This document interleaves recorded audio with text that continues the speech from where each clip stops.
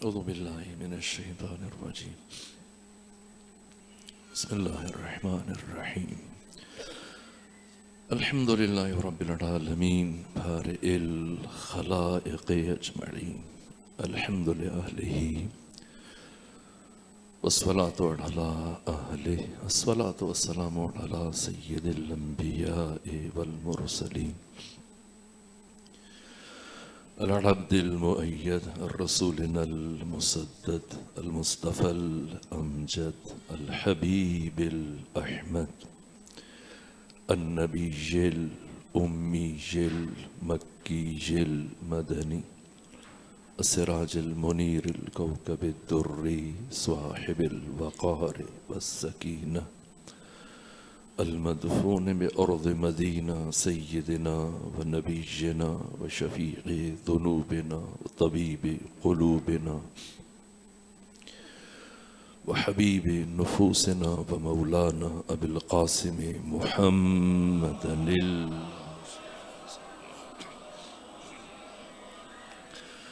وأهل بيته الأطيبين الأطهرين الأنجبين المأسومين المظلومين ورحمة الله على أحبابهم وأصحابهم وشيعتهم ومحبيهم ومواليهم أجمعين ولعنة الله على أعدائهم ومنكري فضائلهم وغاصبي حقوقهم من جوم عداوتهم إلى الآن ومن الآن إلى قيام يوم الدين وبعد يوم الدين أما بعد فقد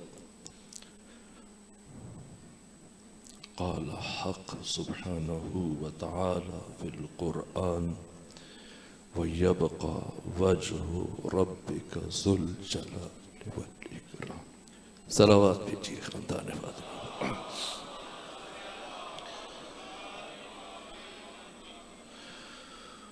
روز شہادت امیر المومنین رسول اسلام کی بارگاہ میں، اہل بیت علیہم السلام کی بارگاہ میں، بالخصوص آقا امام زمانہ کی بارگاہ میں اور اب مومنین کی خدمت میں تعزیت پیش کرتا ہوں. وجود مبارک امیر المومنین وہ حقیقت مکنون جو حیطہ ادراک بشر سے ماورا، وہ ذات کے جسے اللہ نے امام الانبیاء سید الرسل کی نبوت اور رسالت کی گواہی کے لیے اپنا شریک قرار دیا. مولا متقیان سے جب پوچھا گیا کہ آپ کو پورے قرآن مجید سے سب سے زیادہ کون سی آیت عزیز ہے، اسی آیت کی طرف اشارہ فرمائے، من عنده علم الکتاب، کہ تیری گواہی کے لیے ایک خدا اور ایک وہ جس کے پاس کتاب کا علم. ذات امیر المومنین یہ غیر معمولی بات ہے، اس لیے کہ خود جس سے گواہی مطلوب ہے اور جو گواہی دے رہا ہے نہیں معلوم. بہت سارے لوگوں کے لیے باتیں مشکل ہو جاتی ہیں، لیکن گواہان کا علم برابر ہونا چاہیے. جس سے متعلق گواہی دینے جا رہے ہیں اس سے متعلق ان کی آگاہی میں تساوی ہونی چاہیے. رسول کب سے ہیں؟ کنت نبیًا والآدم بین الماء والطین.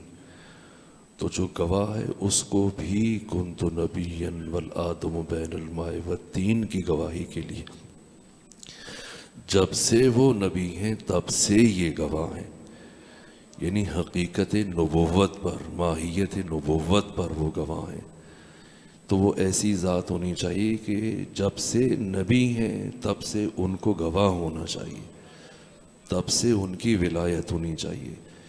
اسی لیے ختمی مرتبت نے سمجھانے کے لیے یہ انداز اختیار کیا، مسجد نبوی میں تشریف فرما ہے اور برابر ایک بات دہرا رہے ہیں کہ کنت نبیا والآدم بین الماء والطین۔ صحابہ اس انداز کو درک نہ کر سکے کہ آقا ایک بات کو بار بار کیوں کہہ رہے ہیں، ایک دفعہ کہہ دیں سب نے سنا، دوبارہ سے بارہ، بہت لوگ موجود ہیں، علی موجود نہیں، یہاں تک کہ امیر المومنین جب مسجد میں داخل ہوئے، یہی آواز آپ کے کانوں سے ٹکرائی تو وہیں کھڑے کھڑے فرمایا رک کر وَكُنْتُ وَلِيًّا وَالْآدَمُ بَيْنَ الْمَاءِ وَالطِّينِ۔ امیر المومنین شاگرد خدا، وہ شاگرد خدا جسے حق تعالی نے لامحدود علم عطا کیا، کائنات کے تمام انسان مل کر امیر المومنین کی برابری، اس کو میں دوسرے مقام پر بیان کروں گا، برابری نہیں کر سکتے۔ انبیاء غیر از انبیاء سب مل کر برابری نہیں کر سکتے، اس لیے کہ علی علم خدا کا مظہر، غیر از علی کائنات کے ہر انسان کا علم محدود ہے، ذات امیر المومنین کا علم لامحدود ہے، لامحدود ہے۔ ہم جب دنیا میں آئے تو ہمارے متعلق اللہ یہ فرماتا ہے کہ واللہ اخرجکم من بطون امہاتکم لا تعلمون شیئا، کہ جب ہم نے تمہیں تمہاری ماؤں کے شکموں سے باہر نکالا، تمہاری حالت یہ تھی کہ تم کچھ بھی نہیں جانتے تھے، جاہل پیدا ہوئے۔ اور علی سے متعلق خدا یہ فرماتے کہ الرحمن علم القرآن خلق الانسان، جہاں پر اللہ نے علم کو تخلیق سے پہلے رکھا، وہ ذات امیر المومنین ہے۔ قرآن پہلے ہے اور تخلیق بعد میں ہے، اس لیے پیغمبر کے ہاتھوں پہ آ کر استفسار کیا، آنکھیں کھولنے کے بعد کہا کہ بتائیں کیا سننا چاہتے ہیں، تورات، انجیل، زبور، قرآن۔ یہ جو نزول قرآن سے پہلے قرآن کی تلاوت کر رہے ہیں، یہ حقیقت مکنونہ جس سے متعلق پروردگار سورہ مبارکہ واقعہ میں ارشاد فرماتا ہے کہ انہو لقرآن کریم فی کتاب مکنون لا یمسہ الا المطہرون تنزیل من رب العالمین۔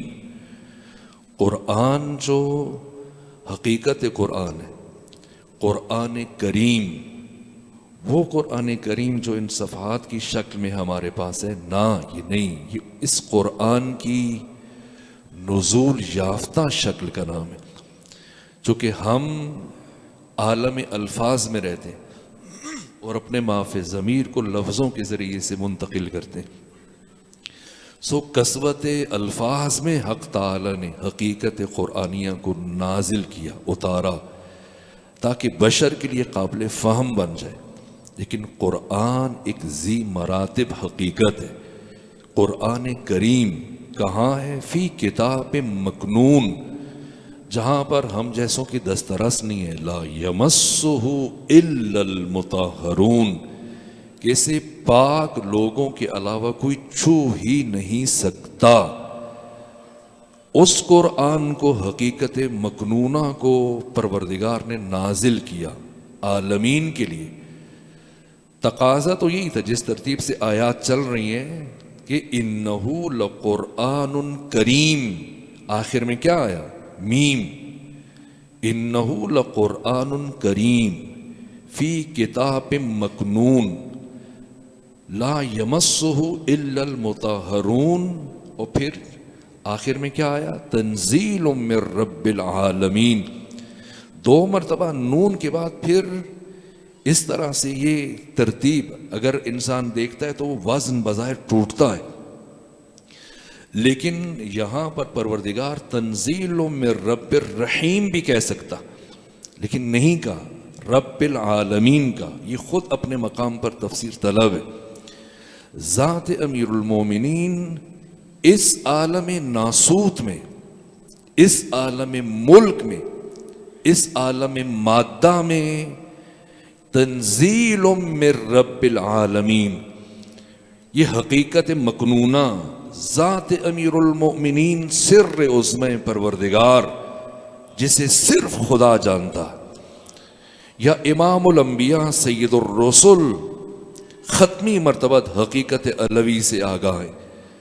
کائنات کا دوسرا کوئی بھی انسان بلکہ تمام انسان ایک نقطے پر جمع ہو جائے، وہ ذات امیر المومنین کی معرفت کی ابجد سے آگے عبور نہیں کر سکتے۔ یہ حقیقت مکنونہ، اس عالم میں ذات امیر المومنین کا وجود منحصر نہیں ہے۔ اس عالم ناسوت میں اللہ نے انسانوں کے درمیان پیکر بشری میں اس حقیقت مکنونہ کو بھیجا تاکہ وہ ہماری ہدایت کر سکے۔ اگر کوئی ذات امیر المومنین کو اس میں منحصر سمجھتا ہے تو وہ جہالت پر ہے، غلطی پر۔ اس سے ماورا، اس سے بالاتر عالم ملکوت میں جہاں پر ذات امیر المومنین انسان کامل خلیفہ خدا، اس عالم ملکوت میں فرشتوں کو وہ کمال جو ان کے حسب حال ہے اس کمال مطلوب تک پہنچانے کے لیے معلم ملائکہ علی ابن ابی طالب، جہاں جبرائیل سید الملائکہ اپنی تخلیق کے بعد محو حیرت ہے کہ خدا سے بات کیا کریں، اور خدا پوچھ رہا ہے کہ جبریل بتائیں آپ کون ہیں، میں کون ہوں؟ تو کون تھا کہ اس پہلے مرحلے میں جنہوں نے جبرائیل کو سکھانا شروع کیا؟ یہ علی ابن ابی طالب ہیں۔ تو وجود علی بطور معلم اور بطور مکمل اس عالم ناسوت میں منحصر نہیں ہے، اس سے بالاتر عالم ملکوت میں تنزیل من رب العالمین، ورنہ رب الرحیم بھی کہہ سکتا تھا۔ جیسے ایک سلسلہ چل رہا تھا تو رب الرحیم آپ دیکھیں تو آپ کو زیادہ موزوں لگتا ہے، عالمین کیوں؟ اس لیے کہ صرف وجود علوی عالم ناسوت میں منحصر نہیں ہے، اس سے ماورا، اس سے بالاتر عالم ملکوت، اس سے بالاتر مجردات عالم مجردات جہاں پہ عقول عالیہ کو وہ کمال جو ان کے حسب حال ہے اس کمال مطلوب تک پہنچانے کے لیے اللہ نے کسے مقرر کیا؟ انہ لقرآن کریم، یہ حقیقت قرآن ذات امیر المومنین یہ الگ نہیں ہے قرآن سے۔ قرآن ایک مرتبہ جو نزول کرتے کرتے لفظوں کی حد تک آیا، اور دوسری مرتبہ یہی قرآن نزول کرتے کرتے پیکر بشری کی حد تک آیا۔ اس عالم ناسوت میں ہر دو کی حقیقت ایک ہے، دونوں علم لامحدود خدا ہیں، وہ حقیقت مکنونہ، لیکن یہ قرآن علم خدا کا نسخہ کتبی و کتابی ہے، اور علی اسی علم خدا کا نسخہ انفسی اور انسانی ہے۔ ان میں غیریت نہیں ہے، ان میں اثنینیت نہیں ہے، ان میں دوئیت نہیں ہے، یہ وحدت کی منزل پر ہے۔ اور اس سے بالاتر مقام عظمہ خلافت الہیہ جہاں اللہ مستخلف عنہ علی خلیفہ خدا، علی جانشین خدا، علی اللہ کی صفات کا مظہر، علی وجہ اللہ، وَيَبْقَى وَجْهُ رَبِّكَ ذُو الْجَلَالِ وَالْإِكْرَامِ۔ امیر شام یہ سمجھ رہا تھا کہ 40 ہجری میں مسجد کوفہ میں سر علی ابن ابی طالب شگافتہ ہونے کے بعد ذکر علی، ذات علی، حقیقت علوی ذہن بشر سے ہمیشہ کے لیے محو ہو جائے گی اور ذکر علی ہمیشہ کے لیے ختم ہو جائے گا، لیکن علی اپنی شہادت کے ساتھ زندہ تر ہو گئے۔ کیوں؟ وَيَبْقَى وَجْهُ رَبِّكَ ذُو الْجَلَالِ وَالْإِكْرَامِ، علی وجہ خدا ہے، علی وجہ اللہ ہے، وجہ اللہ کو زوال نہیں ہے، علی سرمدی حقیقت ہے، علی لازوال حقیقت ہے، علی لافانی حقیقت ہے۔ وہ علی ابن ابی طالب، آپ کے لازوال ہونے کا راز کیا ہے؟ علی کیوں سرمدی ہیں؟ یہ وجہ اللہ کیوں کہا گیا؟ آپ کے چہرے کو دیکھ کے ختمی مرتبت نے کیوں فرمایا علی وجہ اللہ ہے. ہر نقطہ اپنے مقام پر تفسیر طلب ہے. میں زیادہ زحمت سماعت نہیں دوں گا, مختصر چند لفظ عرض کروں, اور شاید ایک ہی بات عرض کروں کہ ایسی کیفیت نہیں کہ میں بالتفصیل آپ کی سماع خراشی کر سکوں اور زیادہ تفصیل سے آپ کی خدمت میں کچھ عرض کر سکوں. ذات امیر المومنین, آپ کی شخصیت کو اگر کوئی سمجھنا چاہتا ہے, یہ بات استاد حق شہید مرتضیٰ مطہری نے بیان کی, اگر وہ علم علی کو موضوع بنا کے پڑھے گا تو کبھی نتیجے تک نہیں پہنچ پائے گا. اگر علی کی شجاعت کو پڑھنا شروع کر دے گا حقیقت تک دستیابی نہیں کر پائے گا. اگر وہ علی کی سخاوت کو پڑھنا شروع کر دے گا حقیقت تک نہیں پہنچ پائے گا. اگر آپ کے دیگر اوصاف, آپ کا زہد ہے, آپ کی عبادت ہے, آپ کی بصیرت ہے, آپ کی حکومت ہے, آپ کا اخلاق ہے, آپ کی معاشرت ہے, آپ کی زندگی کی دیگر جہات ہیں, ابعاد ہیں, دیگر پہلو ہیں, ان میں سے کسی ایک کو اٹھا کے پڑھے گا حقیقت تک رسائی حاصل نہیں کر سکتا. ڈور کا سرا کیا ہے, جہاں سے اگر یہ شروع کرے تو ذات امیر المومنین کی معرفت کی ابجد میں کامیاب ہو سکتا ہے.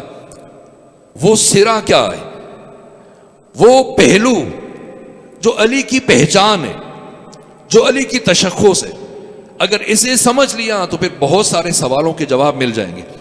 پھر اسے پتا چل جائے گا کہ علی نے, اللہ نے تمام انبیاء کو چھوڑ کر, تمام اولیاء کو چھوڑ کر, تمام صالحین کو چھوڑ کر, تمام اتقیاء کو چھوڑ کر, تمام ملائکہ کو چھوڑ کر صرف ایک ہستی کو قسیم الجنت والنار کیوں قرار دیا. دنیا کی بات نہیں, آخرت میں کیوں علی ابن ابی طالب کو قسیم قرار دیا, کیوں ذات علی ابن ابی طالب کو اللہ نے کفر اور نفاق کے درمیان حد فاصل قرار دیا. یہ عجیب ہے. میزان علی ہے, وہ میزان جن پہ حق اور باطل کو الگ کیا جا سکتا ہے, خیر اور شر کو الگ کیا جا سکتا ہے, نیکی اور بدی کو الگ کرنے کا. نیکی اور بدی کا تشخص نمازیں نہیں ہے, حج نہیں ہے, روزے نہیں ہے. اگر کوئی بہت زیادہ ساری, پیغمبر نے فرمایا اگر ایک انسان قائم اللیل ہے, صائم النہار ہے, دائم الخیرات ہے, ساری زندگی کے تمام دن روزوں میں گزار دے, زندگی کی تمام راتیں عبادت میں گزار دے, دائم الخیرات ہو, کوئی ابو قبیس کی مقدار کے برابر سونا راہ خدا میں دے دے, اور صفا اور مروہ کے درمیان سعی کرتے ہوئے مظلومیت کی حالت میں نہ حق مارا جائے, اگر اس کے دل میں علی ابن ابی طالب کی محبت نہیں, جنت بہت دور کی بات ہے, یہ جنت کی خوشبو سے بھی محروم رہے گا.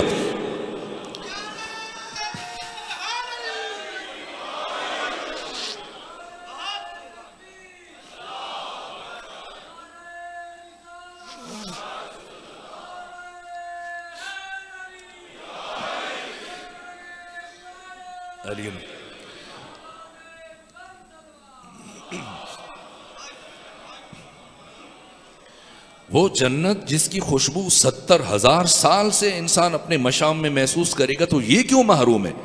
وجہ کیا ہے؟ عبادت معیار نہیں ہے, محبت علی معیار ہے. تو یہ علی کون ہے جن کی محبت کو, جن کی ذات کو حق تعالی نے خیر اور شر کے درمیان, نیکی اور بدی کے درمیان, اچھائی اور برائی کے درمیان, حق اور باطل کے درمیان, یہاں تک کہ شجروں کی نجاست اور طہارت کے درمیان قیامت تک کے لیے حد فاصل قرار دیا, کفر اور اسلام کے درمیان. کیوں؟ وجہ کیا ہے؟ اور عجیب ہے, استاد شہید کی کتاب ہے جاذبہ و دافع امام علی, پوری کتاب کا محور یہی ایک نقطہ ہے, ایک بات کو سمجھانے کے لیے. یہاں تک کہا کہ ساری کائنات میں علی کے امتیازات میں سے ایک امتیاز جس میں کوئی دوسرا انسان علی کے شریک نہیں ہے, وہ امتیاز یہ کہ پوری دنیا میں جتنے دوست علی کے ہیں اتنے دوست کسی اور کے نہیں ہیں, اور جتنے دشمن علی کے ہیں اتنے دشمن بھی کسی اور کے نہیں ہیں. دشمن اپنی دشمنی میں شدید ہیں, دوست دوستی میں شدید ہیں.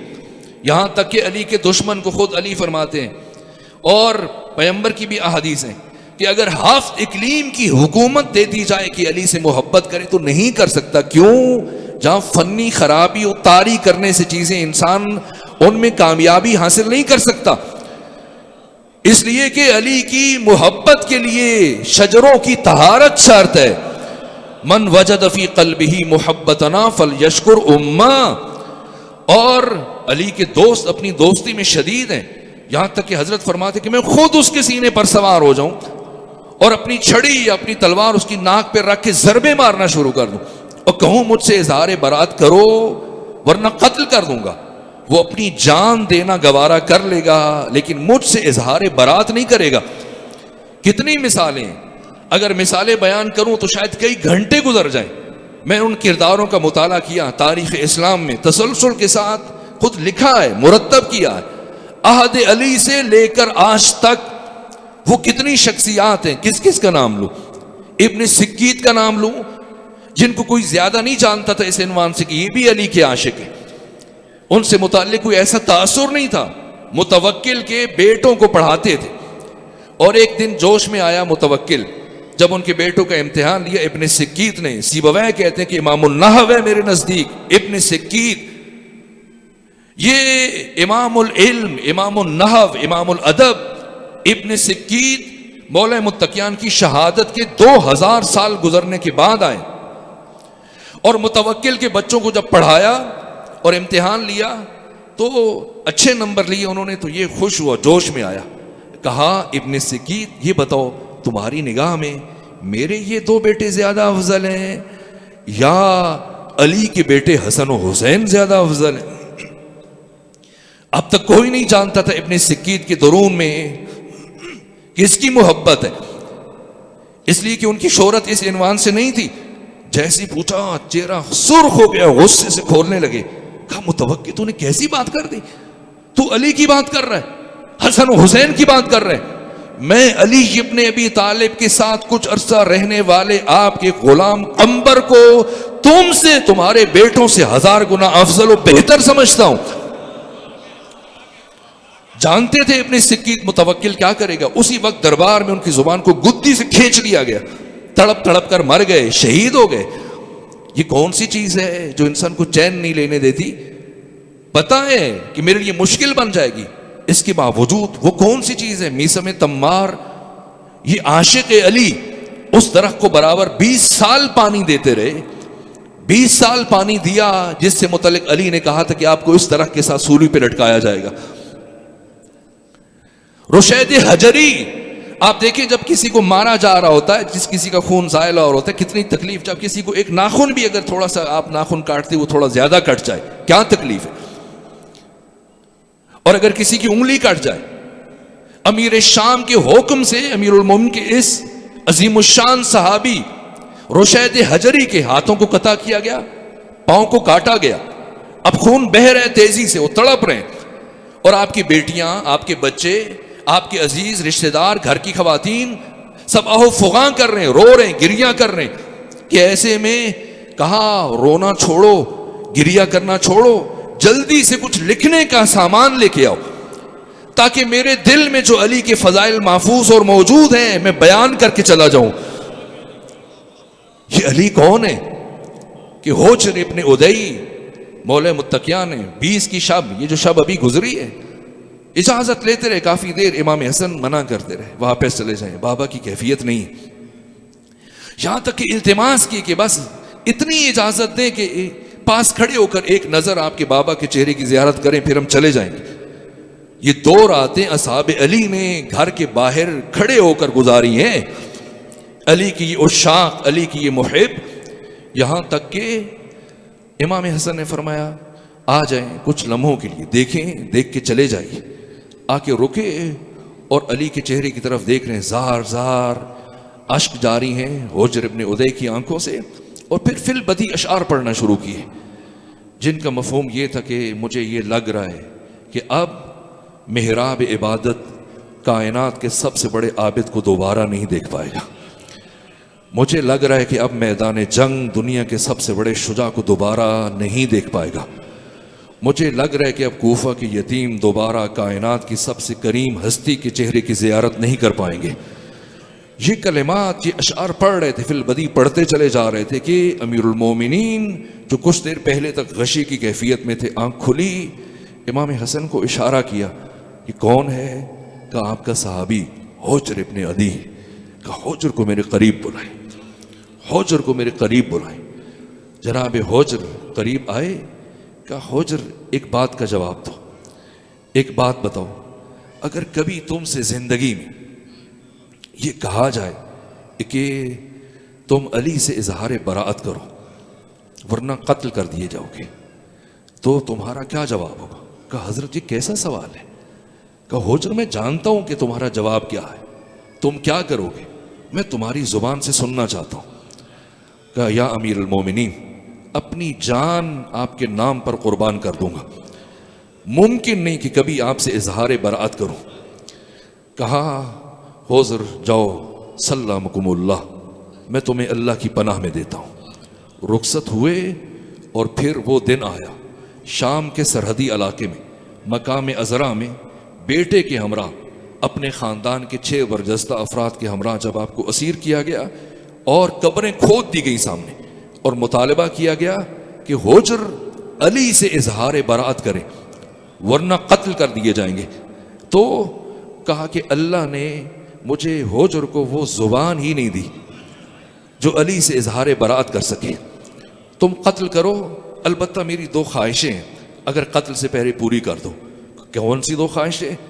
جواب دیا کہ میرا یہ جو بیٹا ہے اس سے پہلے قتل کرنا، مجھے بعد میں قتل کرنا، اور مجھے جب قتل کرو تو مجھے غسل نہ دینا، اور یہ جو طوق اور زنجیریں سلاسل جو پہنائے ہوئے ہیں انہیں نہ اتارنا. تو اب گئے نماز کے لیے اور نماز جب پڑھ اور کہا مجھے 2 رکعت کی نماز کی اجازت دے دو. اور جب نماز پڑھ رہے تو ہاتھ اٹھائے اور یہ جملے کہے جناب حجر کی قبر پہ جائیں، علی کا وہ صحابی جن سے متعلق رسول اسلام کی زندگی میں یہ مشہور تھا کہ یہ مستجاب الدعوات ہے. کسی صحابی نے دعا کرانی ہوتی تھی کہ جو دعا خدا رد نہ کرے تو پیغمبر جناب حجر کے پاس بھیجتے تھے. غیر معمولی شخصیت، یہ اثر عشق علی کی وجہ سے آتا ہے انسان. یہ حجر نماز پڑھی اور ہاتھ اٹھائے، کہا پروردگار تو جانتا ہے میں نے آج تک زندگی میں کبھی تیری نماز اتنی جلدی نہیں پڑھی، لیکن آج جلدی اس لیے کر رہا ہوں کہیں علی کا دشمن یہ نہ سمجھے کہ علی کا شیعہ موت سے گھبرا رہا ہے اور موت سے پس و پیش کر رہا ہے اور موت کو ٹالنے کے لیے بہانہ جوئی سے کام لے رہا ہے. اور نماز پڑھ کے اٹھے تو دشمن نے پوچھا، کہا کہ یہ نماز کی مہلتیں مانگنا تو علی کے شیعوں کی پرانی عادت ہے، میں کافی دیر سے سوچ رہا ہوں اور مجھے یہ سمجھ نہیں آیا کہ تم نے اپنے جوان سال بیٹے کو سامنے قتل کرنے کی خواہش کیوں کی. کون سا باپ ہے جو جوان سال بیٹے کی موت کو نگاہوں کے سامنے برداشت کر سکے؟ ایسی خواہش کیوں کی؟ کہ اس لیے کہ میں اس سے بہت محبت کرتا ہوں. کہ محبت کا تقاضا تو تھا کہ تم اس کی موت کو سامنے نہ دیکھو، کہ محبت کا تقاضا یہی ہے کہ اسے سامنے مرتے ہوئے دیکھو. کہ کیوں؟ کہ اس لیے کہ مبادا مجھے اور میرے ساتھیوں کو قتل ہوتے ہوئے دیکھے تو موت سے گھبرا جائے اور موت کے خوف سے علی ابن ابی طالب سے اظہار براءت کر لے تو ہمیشہ کے لیے جہنمی بن جائے. میں اس اطمینان سے دنیا سے رخصت ہونا چاہتا ہوں تاکہ یقین کر لوں کہ میرا بیٹا بھی جنتی ہے، اپنی اولاد کو جنتی بنا کے جانا چاہتا ہوں. اور کہا یہ خواہش کیوں کی کہ آپ کو اسی طرح سے توق و سلاسل میں اور اسی طرح سے زنجیروں میں جکڑے ہوئے دفن کیا جائے اور آپ کا چہرہ نہ دھلایا جائے. کہا وہ بات یاد دلائی جو موضوع شروع کیا تھا، میں شرمندہ ہوں، اب مکمل نہیں کر سکتا اور ممکن ہوا تو رات کی مجلس میں اس کو یہیں سے بیان کروں گا. بس میں آخری جملہ عرض کر رہا ہوں. کہا کہ آج سے 20 سال پہلے امیر المومنین نے مجھ سے یہ پوچھا تھا کہ اے حجر، اگر تم سے یہ مطالبہ کیا جائے کہ مجھ سے اظہار براءت کرو، کہ مجھ سے اظہار براءت کرو ورنہ قتل کر دیے جاؤ گے، تو تمہارا جواب کیا ہوگا؟ تو میں نے ایک جواب دیا تھا اور اب میں چاہتا ہوں کہ مجھے اسی حالت میں قتل کیا جائے تاکہ جب میں قیامت کے دن اٹھوں اسی خون آلود چہرے کے ساتھ ان زنجیروں میں اور بیڑیوں میں جکڑے ہوئے اپنے مولا اور آقا کے پاس جا کے بتاؤں جو بات میں نے آپ کے سامنے کہی تھی میں نے سچ کر دکھائی ہے. یہ عشق علی کیوں؟ علی ابن ابی طالب کی اس محبوبیت کا راز کیا ہے؟ اس لیے کہ ذات امیر المومنین، اس جملے کو رات میں کھولوں گا، فنا فی ذات توحید ہے.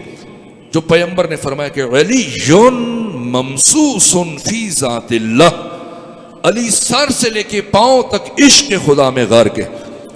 آج اس کائنات کا سب سے بڑا عاشق خدا دنیا سے رخصت ہو رہا ہے، اور حالت یہ ہے کہ جب آپ کے سر اقدس پر ضرب لگی عبد الرحمن ابن ملجم مرادی کی، جس طرح آپ ماہ مبارک رمضان میں قرآن کی تلاوت کے لیے قرآن کھولتے ہیں، رحل کھولتے ہیں، علی کا سر اقدس شگافتہ ہوا.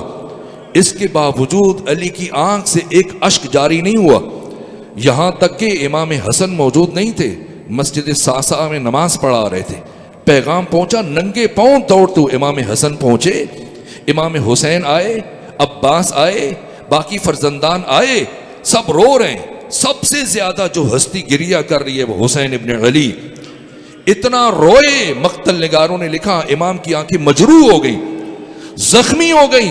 سمجھے علی کون ہے، حسین سے پوچھیں علی کون ہے. اتنا رو رہے ہیں. اور میں نے تمام کتابوں میں یہ جملے دیکھے، حسین جیسا امام، جوانان جنت کے سردار اپنے رخسار علی کے قدموں سے مس کر رہے ہیں، علی کے پاؤں چوم رہے ہیں، گریہ کر رہے ہیں، علی کے قدموں کے بوسے لے رہے ہیں، یہاں تک کہ سینے سے لگایا، تسلی دی حسین گریہ نہ کریں. حسن کو منع کیا حسن گریہ نہ کریں، تشفی دے رہے ہیں، تسلی دے رہے ہیں. خود نہیں روئے، نہیں روئے. کہاں روئے؟ جب گھر آئے، جب زینب بنت علی کے چہرے پر نگاہ پڑی، تب زار زار رونا شروع کیا. میرے عزیزوں، تفصیلی مسائل آپ سنیں گے اور میں بعد کی مجالس میں عرض کروں گا، بس ایک جملہ عرض کر کے ختم کرنا ہوں.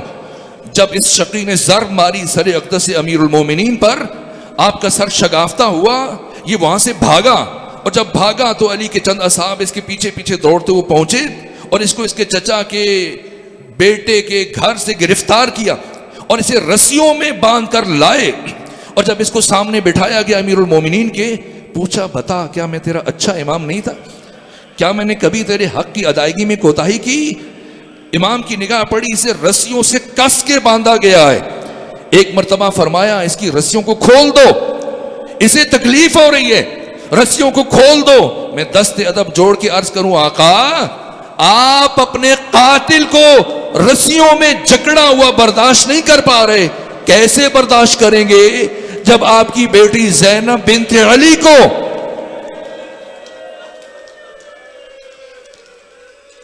کتنا دکھ ہے. آپ کی دختر گرامی جناب زینب بنت علی کو جیسے غلاموں کو رسیاں پہنا کر کوچہ و بازار میں گھمایا جاتا ہے. اتنا دکھ تھا کہ جب مدینے آئی قبر رسول پر، ایک مرتبہ فرمایا سب لوگ مسجد نبوی سے باہر چلے جاؤ، مجھے تنہائی میں اپنے نانا سے کچھ باتیں کرنی ہے.